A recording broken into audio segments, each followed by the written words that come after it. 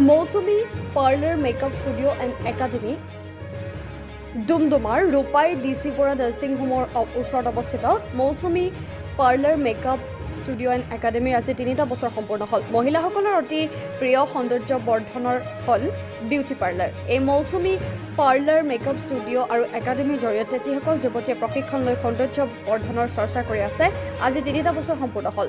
মৌচুমী parlour makeup studio' আৰু একাডেমীক ৰাইজে মৰম দিয়াৰ বাবে ধন্যবাদ জ্ঞাপন কৰিছে একাডেমীৰ গৰাকীয়ে।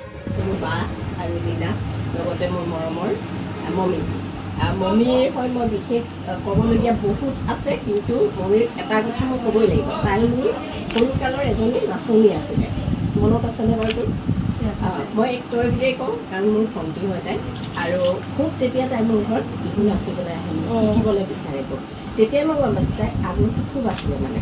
কিন্তু এতিয়া যে এনেকুৱা এটা পৰ্যায় পাইছে, ইয়াৰ কাৰণে আৰু মানে খুব নিজকে ভাল লাগিছে তাইক দেখি, আৰু কওঁ বেলেগৰ আগতো প্ৰশংসা কৰোঁ, কওঁ যে তাইৰ সাহস মানে উদ্যমটো বহুত আছে কামৰ প্ৰতি।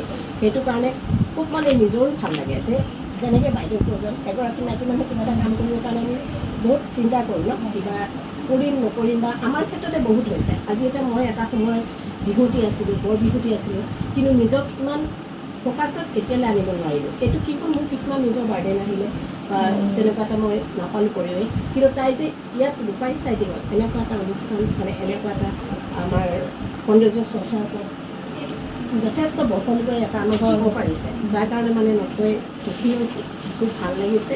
আৰু বিশেষ নকওঁ, ইয়াকে কৈ সামৰণি মাৰিছোঁ। আৰু তোমাৰ কাৰণে সদায় মৰম থাকিলে, আশীৰ্বাদ থাকিলে আৰু আগুৱাই যায়। এই মমী মানে প্ৰথম ধন্যবাদ দিছোঁ, কাৰণ মই আচলতে এনেকুৱা পৰিৱেশলৈ অহাটো কথা মই ইমান হেৰি বুলি ভবাও নাই। তথাপি মই অনুমান কৰিছোঁ তাই মানে খুব জোৰকৈ মাতিছে। মই ডক্টৰ দাদা বেলেগ এটা কামত মই বিজি আছিলোঁ, তথাপি মই আহিলোঁ তাই কথাটো ৰাখি। কিন্তু মানে এনেকুৱা হৈছে মানে এতিয়া তাই যিটো কাম কৰিছে, কামটোৰ ভাল বেয়াটো সেইটো সমাজে বিচাৰ কৰিব, কিন্তু আমি দেখাততো চব ভালেই দেখিছোঁ, আৰু প্ৰত্যেকৰে কাৰণে এইটো এটা ভাল কাম। আৰু বিশেষকৈ যিখিনি ষ্টুডেণ্টক তাক শিকাইছে, শিকোৱাখিনিয়ে মানে যিটো এতিয়া তেওঁলোকে যিটো ফিডবেক দিলে, সেইটোত আমি নথৈ সুখী হৈছোঁ। আৰু তেনেকৈ চাগে আৰু বহুত ষ্টুডেণ্টে মানে আগবাঢ়ি যাওক, তেওঁলোকে আৰু কওক।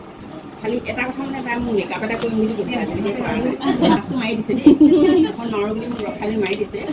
আগতে মানে কি তাই ঘৰলৈ গ'লেও মোক মানে কিবা এটা এনেকৈ কৰি আপুনি এইটো মুখটো লগাবচোন, মানে কি সোমাই কৰি এইটো কৰা নাই ন, এই কিবা এটা কৰি মানে এইটো কৰিবচোন, সেইটো মানে পটককৈ কৰি কিবা এটা দি থৈ আহে। মানে খালি মই মানে ইমান হেৰি নকৰোঁ, তাই মোক আজি ইয়াত মতাৰ কাৰণে, আৰু বাকী উপস্থিত ডাঙৰসকলক শ্ৰদ্ধা জনাইছোঁ, সৰুবিলাকলৈ মৰম যাচিছোঁ।